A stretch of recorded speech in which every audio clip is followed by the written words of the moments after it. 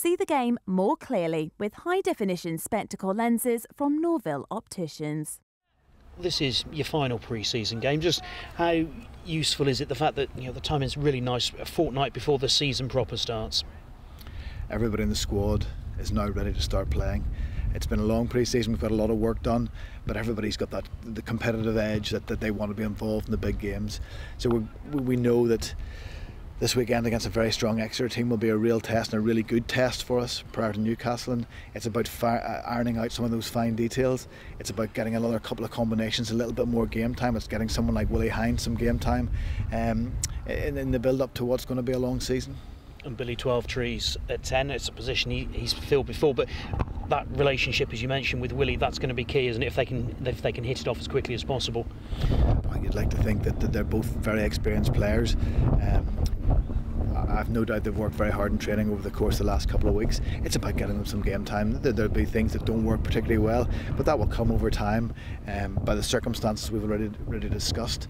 That's the combination we've had to go with this weekend. But like I said, both quality players, both capable. Well, certainly Billy's capable of playing right across the back line and probably will do for us this year.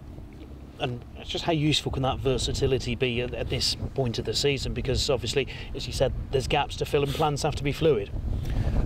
Because of the injuries that we've had, we've been fortunate that we have players who can play different positions, but we've still got a pretty strong 15. We don't want any more injuries now in the build-up to Newcastle, but we're also very confident that a number of the players who aren't available this weekend will be available for Newcastle.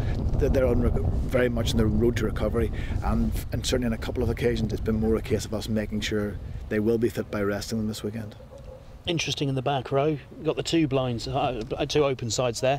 Jacob Rowan, does that just sort of give you an extra option or an extra sort of facet of the breakdown? Because it does seem to be a modern trend these days, having almost two sevens in a team.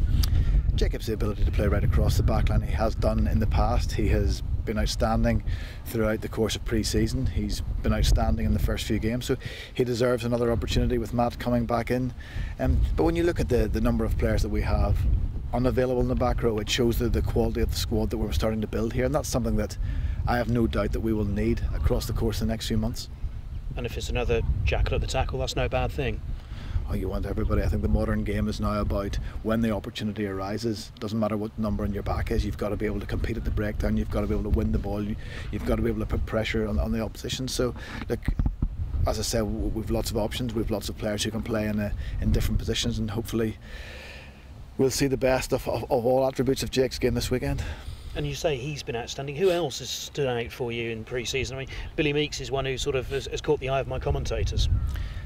In the first few games, because we've been mixing players in and out, players have been asked to play different positions, try different things. That's the combinations we talked about. That's what pre-season's about, trying to find that balance between what you know to be your strongest team and how you can tweak it to make yourself better, but also during the course of the season to give the players some opportunities to rest. So look, I think you look across our team, there are players who've come in from the outside who have had something to prove.